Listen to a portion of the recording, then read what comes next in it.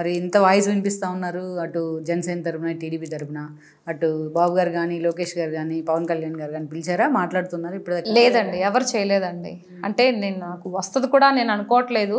పిలిస్తే మటుకు ఇప్పుడు ఇలా ఉన్న వాయిస్ ఇంకొంచెం బిగ్గరగా, ఇంకొంచెం అంటే అన్ని మోరల్ బూస్ట్ మీ ఇంకొంచెం ఎక్కువగా, అంటే ఇంకా అన్ని తెలుసుకొని, ఇప్పటి వరకు నేనేం చూడను, పేపర్ కూడా చదవను నేను.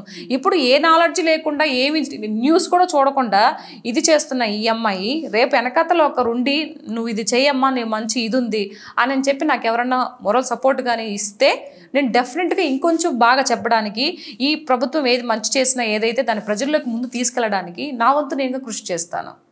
అది మరి అది జరగదో నాకు తెలియదు, కానీ ఒకవేళ ఎవరు పిలవకపోయినా నాకు ప్రాబ్లం లేదు. ఈ విధంగా అయితే నేను ఫైట్ చేస్తూ ఉంటాను. ప్రజల్లో ఒక పర్సన్గా నేను ప్రతి ఒక్కరిని ఇది క్వశ్చన్ చేస్తుంటాను. అది నా రైట్. అది ప్యారలల్గా సినిమాని, పాలిటిక్స్ని ప్లాన్ చేసుకుంటారు. మరి అప్పుడు అవకాశం వస్తుందని అంటే ఒకళ్ళు బిజీగా ఉన్నాను అనుకో, నేను రేపు పాలిటిక్స్లో నాకు ఏదైనా ఒక పదవి ఇచ్చి బిజీగా ఉందంటే అప్పుడు నేను ఒకటి వదిలేసుకోవాల్సిందే కదా. అప్పుడు రెండింటి మీద నేను ప్రయాణం చేయలేదు కదా.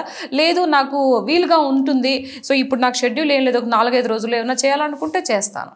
కాదు సీత గారు, మీరు స్టడీ చేస్తారా పొలిటికల్ ఇష్యూస్ మీద? ఇప్పుడు మేము అనుకోండి ఎప్పటి నుంచో ఫీల్డ్లో ఉన్నాం కాబట్టి స్టడీ చెయ్యను నేను ఏదైనా ఒక పాయింట్ మాట్లాడాలంటే నాకు లోపల ఎవరో చెప్తున్నట్టు అనిపిస్తుంది ఆటోమేటిక్గా. సీరియస్లీ, అవును. పొలిటీషియన్ లక్షణాలు చాలా ఉన్నాయి. నేను అసలు పేపర్ కూడా చూడండి, సీరియస్లీ పేపర్ చూడను, ఏం చూడను. సో నాకు ఏదైనా ఇప్పుడు ఇంతవరకు మాట్లాడాను కదా, అది నేను ఆవహించి ఉంటారు అప్పుడైతే. సో ఎవరో నాతో మాట్లాడిస్తున్నారు, ఎవరో ఇది చేస్తున్నారు అని అనుకుంటారండి. నేను ప్రజల్లో నుంచే వచ్చాను, ప్రజల కోసం మాత్రమే మాట్లాడతాను. సో నేను అభిమానించే పార్టీ నాయకులు ఏదైనా మిస్టేక్ చేసినా కూడా మాట్లాడే రైట్స్ నాకుంటే నేను మాట్లాడతాను. నాకు బాబు గారు అంటే ఇష్టమని, పవన్ కళ్యాణ్ గారు అంటే ఫ్యాన్ అని, అభిమానం అని, తర్వాత లోకేష్ గారు అంటే ఒక ఇష్టం అని చెప్పేసి నేను వాళ్ళు ఏం చేసినా కూడా కప్పు పెట్టుకునే రకాన్ని కాదు. పాలిటిక్స్లో రావాలంటే కేవలం ప్రజల చేతుల్లోనే ఉంటుంది కాబట్టి, వాళ్ళు మనల్ని నమ్మి ఒక ఇదిని మనకి ఇస్తారు కాబట్టి దానికోసమే పనిచేయాలి, దాంట్లోనే ఉండాలి. ఇంట్రెస్ట్ ఉందా మీకు పొలిటికల్గా? నాకు ఇంట్రెస్ట్ ఉందండి. నాకు ప్రజలకి సేవ చేయాలి, ప్రజలకి ఇది చేయాలి అంటే చాలామంది ఇంతకు ముందు ఎవరో కామెంట్ పెట్టారు, ప్రజలకు సేవ చేయాలంటే నీ పాటికి నువ్వు చేసుకో అంటారు. నేను ఎలా చేస్తాను? ఎలా సేవ చేయాలి? ప్రజలకు సేవ చేయడం అంటే ఏంటి?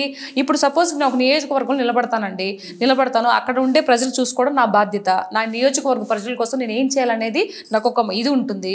సో ఆ ఇది కోసం వాళ్ళకి ఏం నీళ్లు కానీ, బ్రిడ్జిలు కానీ, రోడ్స్ కానీ, లేకపోతే ఇంకేదన్నా ఫంక్షన్లకు సంబంధించి ఏమన్నా బాధపడుతున్నారా ఏంటి అనేది చూసుకోవాలి, బాధ్యత నాది. అలాంటప్పుడు నాకేం కావాలి? పదవి ఉండాలా లేదా? పదవి ఉండాలంటే నాకు పైన ఉండేవాళ్ళు పదవి ఇవ్వాలి. అది ఉంటేనే కదా చేయగలుగుతాం. మిగతా ఉంటే నా గురించి మీరు ఎంక్వైరీ చేస్తే నేను ఎంత ఇచ్చిన నా నోటితో నేను చెప్పను, కానీ నాకున్న దాంట్లోనే లేకపోయినా అప్పు తీసుకొచ్చిన రోజులు కూడా చాలా ఉన్నాయి. అది వేరు కదా, అది ఎంత చేసినా పర్సనల్ అంటారు. పర్సనల్ కదా, అది పర్సనల్. పబ్లిక్ సేవ చేయాలి అని అంటే నాకేం ఉండాలి? పదవి ఉంటే చేయగాలి. సో నేను ఏమీ లేకుండా, ఏ పదవి లేకుండా నేను అంత చేశాను అని అంటే, అంతటి గొప్ప మనసు నాకుంటే, రేపు ఏదైనా నాకు ఒక పదవి వచ్చి దాని ప్రజల కోసం మీరు పాటుపడండి అని నాకు ఇస్తే నేను ఇంకెంత చేస్తాను? నాకు డబ్బు మీద వ్యామోహం లేదు, ఎంతలో ఉండాలో అంతవరకు ఉంటాను. నాకు వచ్చిన సంపాదనలో నేను ఒక పొలం అది కొనుక్కున్నాను, హ్యాపీగా ఇల్లు కట్టుకున్నాను, ఆ ఇంట్లో రెంట్కి వస్తూ ఉంది, నా బతుకు నేను బతుకుతున్నాను. సో నాకు 1000 కోట్లు రావాలి, ఇంతకన్నా పెద్ద పెద్ద బిల్డింగ్లు కట్టాలి, పెద్ద పెద్ద ఫ్యాక్టరీస్ కట్టాలి, 1000 కోట్లు సంపాదించాలి. దేనికండి? మనిషి ఆయుష్ ఎన్ని రోజులు? 100 ఇయర్స్ బతుకుతున్నామా? 50కే పోతున్నాం, మహా అయితే 60. దేనికండి అంత ఆరాటం? ఈ వీడియో మీకు నచ్చినట్లయితే please share, like and subscribe R24 Telugu.